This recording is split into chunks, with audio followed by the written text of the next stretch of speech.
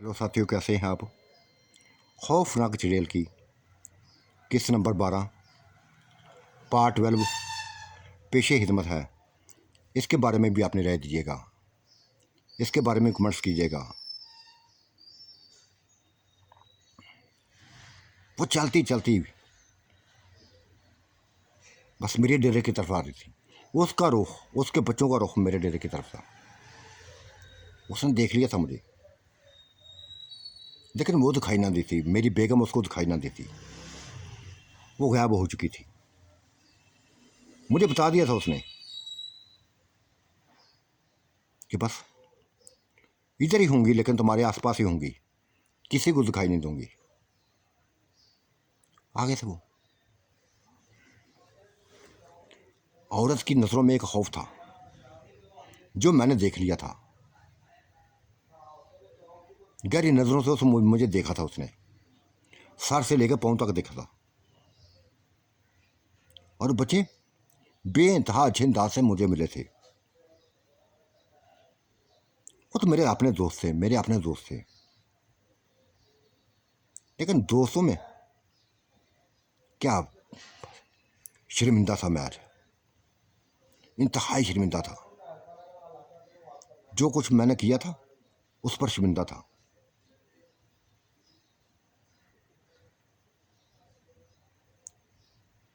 तब वो औरत बोली थी,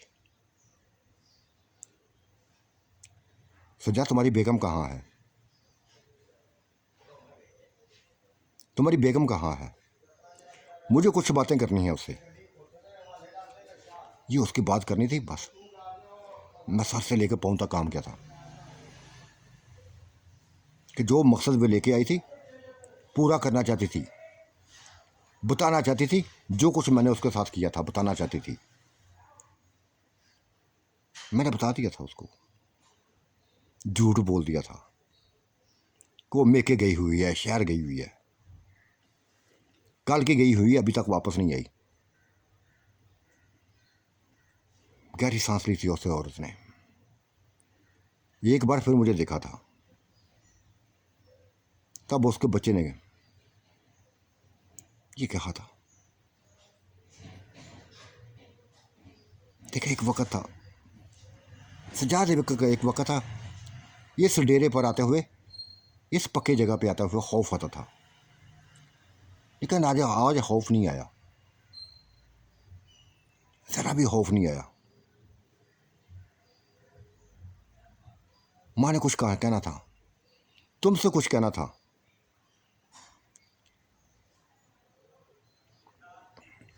हाँ आंटी, क्या कहना है मुझे? क्या कहने आई हो? बहुत कुछ कहना है, बहुत कुछ कहना है मैंने। वो जैसे एक अजीब सी अंदाज में बोली थी,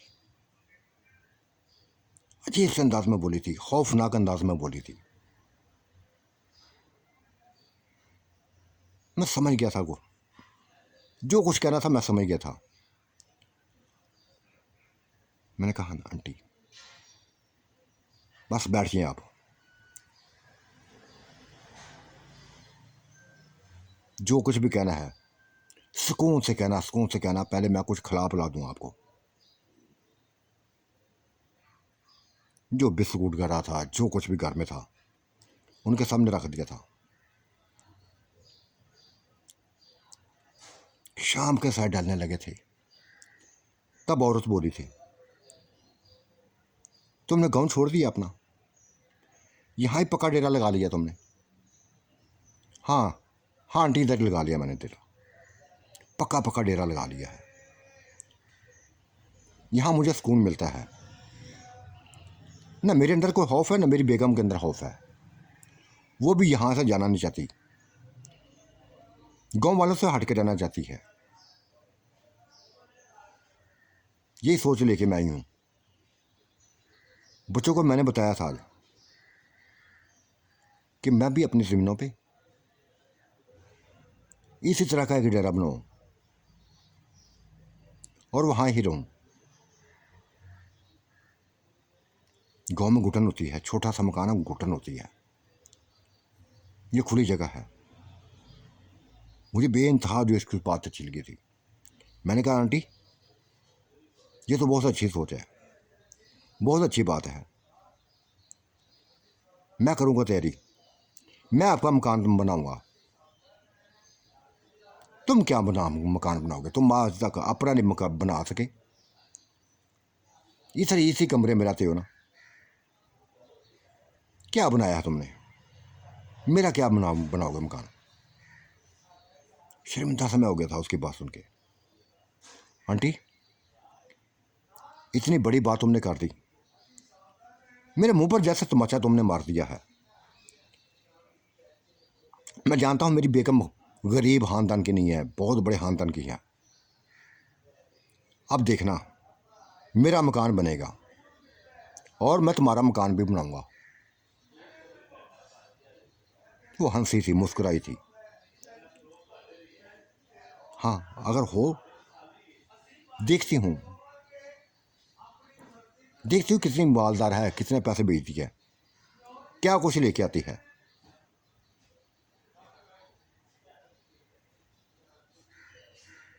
आओ मेरे साथ। उसके साथ ही मैं चल पड़ा था। बच्चे भी उसके मेरे साथ ही थे। वो अपनी ज़मीनों में ले गई थी और जगह दिखा दी थी जहाँ 5-4 दरख्त लगे हुए थे कि इन दरख्तों को बस हमारे शहर में लेके आना है, यहाँ कमरे बनाने हैं, यहाँ मकान बनाना है मैंने। आंटी, बना दूंगा मैं, बस इंतज़ाम मत करो, मकान बन जाएगा। अगर इंतज़ाम के लिए पैसे नहीं है तो मैं दूंगा पैसे, मैं खर्च करूंगा। करो खर्च। तुम तो बहुत कुछ करने वाले हैं ना, बहुत कुछ कर सकते हो ना, हाथ से बढ़कर कर सकते हो। उसका इशारा मैं समझ गया था, जो कुछ कहना चाहती थी मैं समझ गया था। प्लीज़ आंटी, मकान बनाना मैं बना दूंगा, बस क्या दिया बना दूंगा, ये मेरी जिम्मेदारी है। मैं क्या हूं क्या नहीं हूं, छोड़े इस बात को। क्यों छोड़ूं? क्यों छोड़ूं? अब बात को छोड़ने वाली नहीं हूं मैं। मुझे मेरा मकान चाहिए, अब मुझे मेरा मकान चाहिए। बच्चों ने भी ऐसे की बातें करती थी कि माँ ठीक कह रही है। यही सोच के तुम्हारे पास आए हैं। पता चला था, हमें भी पता चला था कि तुम्हारी बीवी बेइंतहा खूबसूरत है, बेइंतहा खूबसूरत है जी, बेइंतहा दौलत वाली है। माँ ने ये सुबह बात की थी हमसे, किस जात के पास चलते हैं उसके सामने अपनी बात रखते हैं। तो चले आए, आ गए हैं, और अच्छा लगा है कि तुमने हमारी बातों को मान लिया।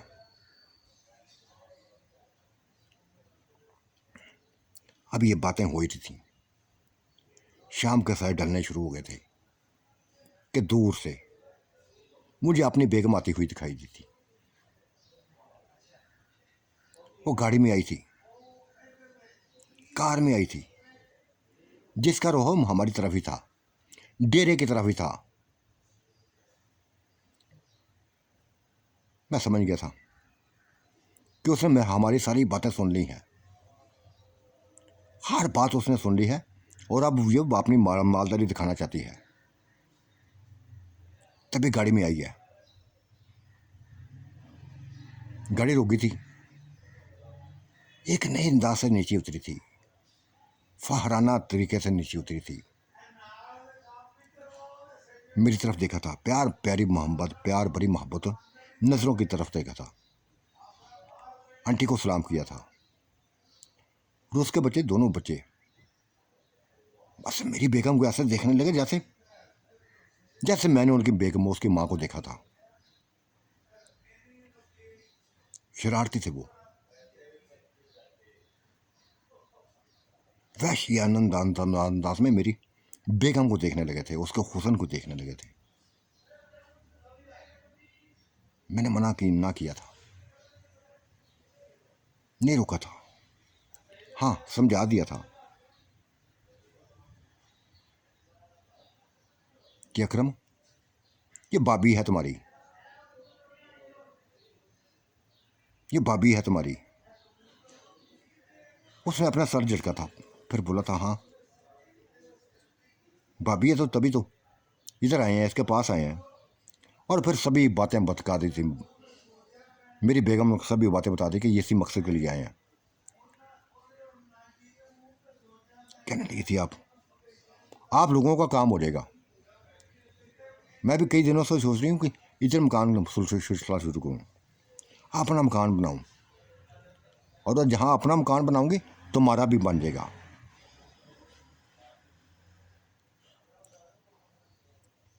आंटी की खिदमत करने लगी थी। आंटी उसके करीब ही चली गई थी, लेकिन मेरे अंदर जो खौफ था वो बढ़ता जा रहा था कि वो मेरी बेगम को कुछ बता ना दे, कोई ऐसी बात ना बता दे कि जो मैंने कर गुजरा हूँ। अगर उसने बता दी तो फिर बहुत बड़ा तमाशा शुरू होगा, बहुत बड़ा तमाशा होगा। लेकिन नहीं, शायद बताया था उसने, कुछ भी नहीं बताया था।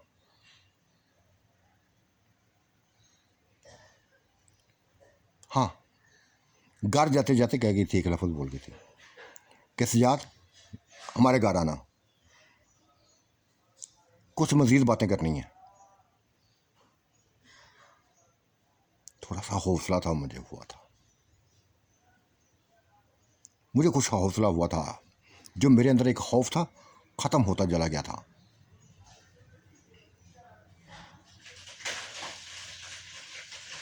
मैंने हामी भर ली थी। वो चली गई थी, बच्चों के साथ चली गई थी, लेकिन शायद जिस मकसद के लिए आई थी, जो कहने के लिए आई थी, अपने बच्चों के सामने बात ना कर रही थी। ये अजीब सी कहानी सुना गई थी, अजीब सी बातें कर गई थी।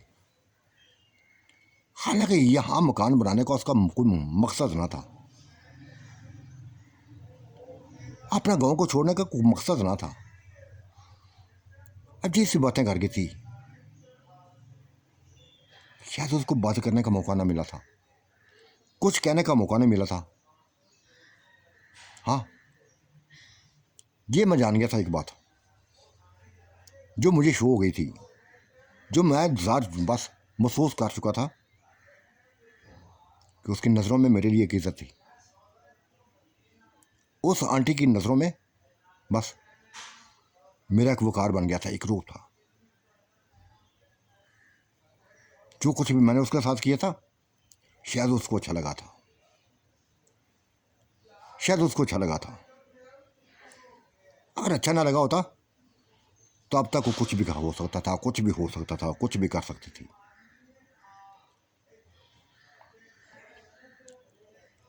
उनके जाने के बाद हम दोनों अपनी बातों में लगे थे, और उसने कह दिया था, निशा ने मुझे कह दिया था कि सजा सही उसकी बात है, आंटी से क्या कह गई है। 3-4 महीने गुजर गए हैं, 3-4 महीने गुजर गए हैं, हमने कुछ भी नहीं किया। किसी को कम से कम दिखाने के लिए कुछ ना कुछ तो करना चाहिए था। जिंदगी तो हमारी पुरसकून है, लेकिन समाने को दिखाने के लिए कुछ ना कुछ तो करना चाहिए था। ना तुमने सोचा ना मैंने सोचा। फिर उसने इशारा कर दिया था, बता दिया था उसने कि ये सुबह तक ये सभी काम मुकम्मल हो जाएगा। इशारा करने की देर थी कि कई ईंटों की ट्रालियाँ बस डेरे की तरफ आती मैंने देखी थी। मैं समझ गया था कि ये जिन्नती काम से, जिन्नती तरीके से अब ये काम करने लगी है। मैं इंतहाई खुश हुआ था, उसको गले से लगा लिया था और कहा था, निशा ये खुशखबरी मैं जाकर आंटी को सुना के आता हूँ कि तुम्हारा काम सुबह ही शुरू हो जाएगा। वो मुस्कुराई थी और कहने लगी थी, बड़ी फिक्र है तुम्हारी तुम्हें आंटी की, हाँ यार, और उसने अपनी ख्वाहिश पुजार की है। गाँव में बस तंग आ गई है, छोटे से मकान में तंग आ गई, खुली जगह में रहना चाहती है। वो हंसी थी, कहते जाओ जल्दी आना बस। मैं चला गया था। वो घर में अकेली ही थी। बच्चे शायद खेलने चले गए थे या दोस्तों के साथ चले गए थे। जा पहुंचा उसके घर। वो अंदर कमरे में थी, अंदर ही बुला लिया उसने मुझे। मैं गया, इतनी तेज़ी से उठी थी और मुझसे लिपट गई थी। पागलों की तरफ मुझे चूमने लगी थी। सजाद, तुम्हारे और मेरे बीच में क्या रिश्ता था अब मुझे नहीं पता। तुमने जो कुछ रात को किया, सबने कुछ रात को किया। पहले मुझे बेइंतहा बुरा लगा था, लेकिन जो सुकून मुझे मिला, जो लज़्ज़त मुझे मिली, आज तक पूरी ज़िंदगी किसी से नहीं मिली थी, ना अपने शोहर से। बस क्या बताऊं, अब ये सुकून तुमसे मैं हासिल करना चाहती हूं। तुम्हें बस मेरा सुकून बनना पड़ेगा, इसीलिए मैंने बुलवाया है, इसीलिए गई थी। ये वहाँ मकान बनाने का एक बहाना था। तुमसे बातें करने गई थी, लेकिन करना पड़ी थी। मैंने शुक्र किया था। मैंने कहा आंटी, मैं तुम्हारा साथ दूंगा। तुम्हारे साथ जो कुछ मैंने किया बेइंतहा मुझे अच्छा लगा था, सुकून मिला था मुझे, हद से बढ़कर सुकून मिला था। हाँ, चाहती हूँ तुम मेरा सुकून बनो, मैं तुम्हारा सुकून बनूं। आज रात को बहुत आखिरी टाइम में मैं खेतों में आऊँगी, इंतज़ार करना मेरा, उसी कमाद में इंतज़ार करना। इशारा करवा दिया था उसने। मेरे लिए इंतहाई खुशी की बात थी। और फिर सभी बस मकान के बारे में बता दिया कि ईंटें आने शुरू हो गई हैं। ईंटों का सुन के बस हैरान हो गई थी, ये कैसे हो गया कि रातों रात ही ईंटें आ गई। मैंने कह दिया था, जोड़ू बोल दिया था कि बस उधर चले गए थे, गाड़ी में बैठ के शहर चले गए थे। पैगाम दे आए थे ईंटों का। ईंटें आनी शुरू हुई तो मैं गाड़ी से उतर के तुम्हारी तरफ ही आ गया, तुम्हें बताने के लिए आ गया। झूठ बोल दिया था, कहानी करा दी थी, झूठी कहानी सुना दी थी, लेकिन उसको इस चीज़ से गर्तना थी। जिस मकसद के लिए बुलाया था उसने, वो आज ज़ार उसने कर दिया था। वो मुझसे सुकून हासिल करना चाहती थी, और यही शायद मैं भी ये चाहता था। ये तो मेरे लिए अच्छी बात थी, खुशकुन बात थी कि उसने किसी को बताया ना था, मुझे रसवा ना किया था, बदनाम ना किया था। पर औरत कुछ भी कर सकती है। मैं आ गया था घर। बेइंतहा अच्छे अंदाज में उसने मेरा बस इस्तकबाल किया था मेरी बेगम ने। ईंटों के ढेर लगे हुए थे मेरे डेरे पर भी, और उस औरत के डेरे पर भी, आंटी के डेरे पर भी ईंटों के ढेर लगे हुए थे। क्या दिया था उसने, क्या सुना तुम मकान भी तमीर कर लेते हो। हाँ करता हूँ, बड़ा बड़ा कुछ करते हूँ। ये डेरा मैंने खुद ही बनाया हुआ है, खुद ही बनाया था। हंसी थी वो। चलो ठीक है, देख लेते हैं क्या करते हो, क्या क्या तुम मुझे सामान चाहिए मुझे बताओ, मैं मंगवाती हूँ। फिर मैंने सभी कुछ बता दिया था, जितना मेरा ज़रूरत का सामान था सभी बता दिया था, जो उसने लम्हों मिनटों में ला दिया था, मुझे मेरे सामने रख दिया था।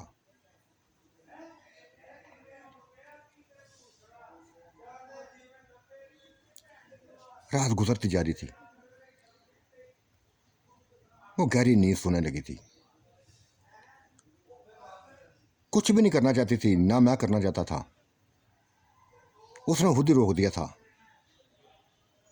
कि बस ज़बानी प्यार होगा, इसके अलावा कुछ नहीं होगा। और जिस्मानी प्यार हासिल करने के लिए मैं बस आंटी का इंतज़ार करने लगा था, उसको देखने लगा था, कमाद की तरफ देखने लगा था, बार बार देखता था।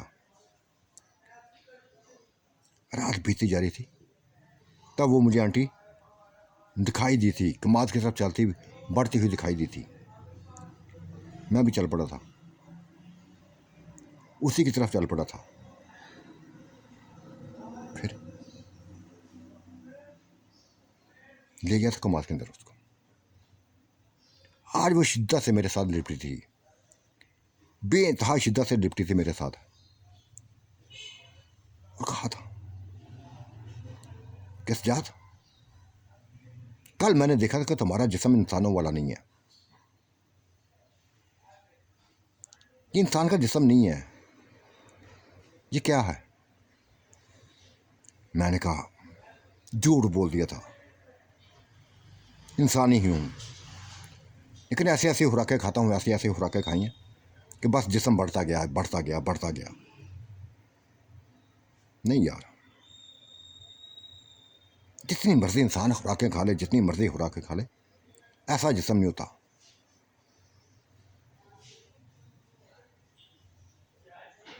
फिर वो कुछ करना था, मैंने जो कुछ करने लगा, जो वो चाहती थी, जो मैं चाहता था, वो होने लगा था।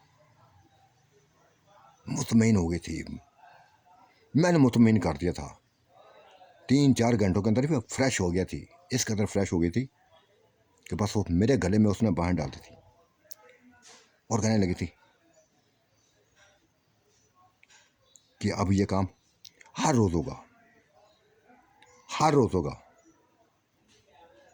मैंने भी हामी भर दी थी और कह दिया था कि शायद मुझे आदत पड़ने लगी आपकी।